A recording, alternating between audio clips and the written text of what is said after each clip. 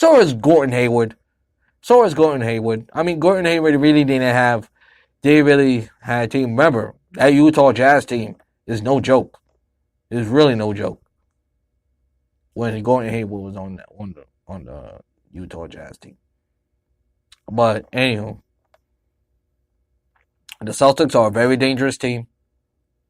And everybody say, you listen to ESPN, what if it's CBS News, NBC, CBS Sports Radio, CBS Sports, or ABC, NBC Sports, whatever it might be, and say that, oh, there's a problem with this, panic, there's problems with the Celtics. The Celtics are having issues. What issues are you talking about? Okay, they're not the second best team in the NBA. Does it really matter? They're in the playoffs. They are the 4th seed. They are a dangerous team because they play defense. Look at the last 2 games. Even though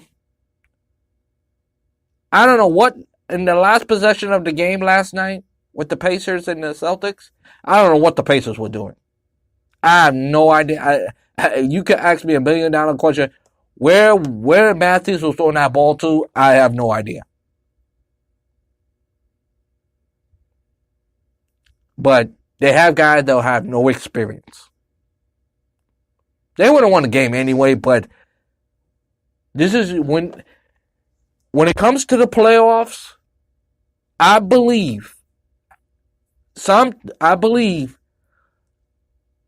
experience matters.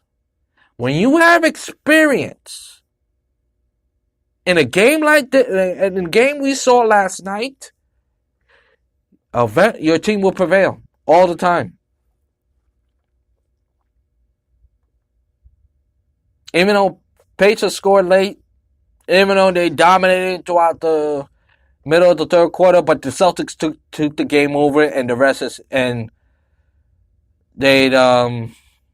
the Pacers shot themselves in the foot.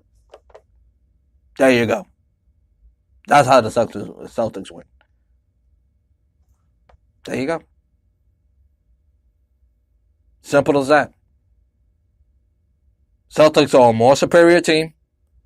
They have more shooters, and they play a lot of defense. And I don't care if you're the Warriors. Well, not the Warriors. I don't care if you're the Sixers, which I'll get to in a minute. I don't care if you're the Raptors. The Celtics are going to be a tough out. They really are. And the Milwaukee Bucks. So anything can happen. Anything can happen, and the Celtics, I think they're going to be a dangerous team, and this series might be a sweep. Might be a sweep because the Pacers have no experience in a game like this, and when the game gets tight, and these are 2 tight games, game 1 and game 2 are tight games. I don't know.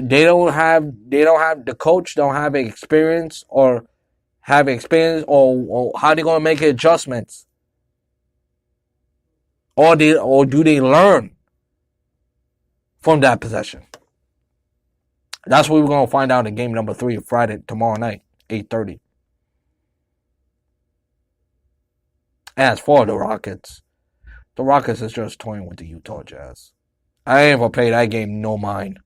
I don't know about you folks, but I ain't pay that game no mind because that game was over by the second quarter, and the Rockets just toying with the Jazz, just like a bully in the schoolyard. It's like the Rockets was playing dodgeball with the Utah Jazz yesterday. There were no answers for James Harden, Eric Gordon.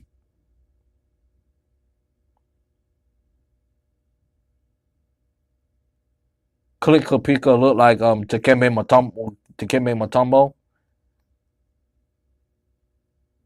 And the all-time great Rocket, Hakeem Olajuwon just was impressed.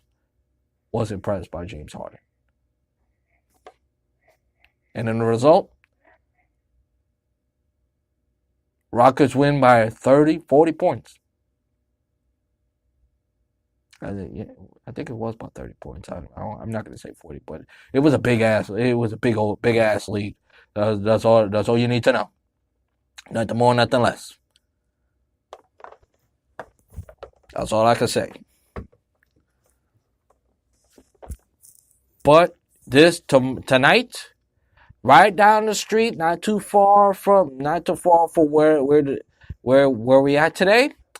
Game number 3 between the Philadelphia 76ers and our own Brooklyn Nets. How the crowd going to respond? How loud is going to be? Will the Sixers take home court from Brooklyn? Or Brooklyn's going to be Brooklyn, even though Brooklyn has out of a playoff game since the Bull, it's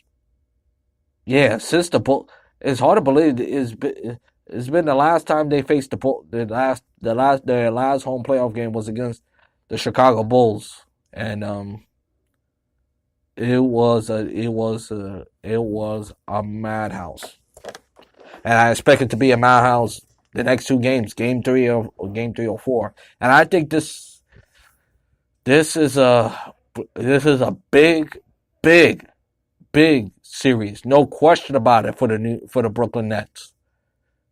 If they win this series against the Philadelphia Sixers, not only would this be a big upset, this, without question, whatever happens, if they get to the conference finals or they lose in the semis, this is going to be extremely Brooklyn house. We're not even going to talk about the Knicks. The Nets are officially here, but only if the Nets win tonight. If the Nets win tonight, this is going to be a fascinating series. And on that note, that's going to do it for this edition of Drew Mania Live. Thank you so much for listening. If you want to listen to this episode again, please go to Spreaker.com, type in the keyword Andrew L. Perry, and please follow my show on Facebook, Twitter, YouTube, and iHeartRadio. Until then, this is Andrew Perry always saying to you, shalom, let peace go with you. I'll talk to you in the next Drew Mania Live. So long, everybody. Enjoy the rest of your Thursday and your Easter.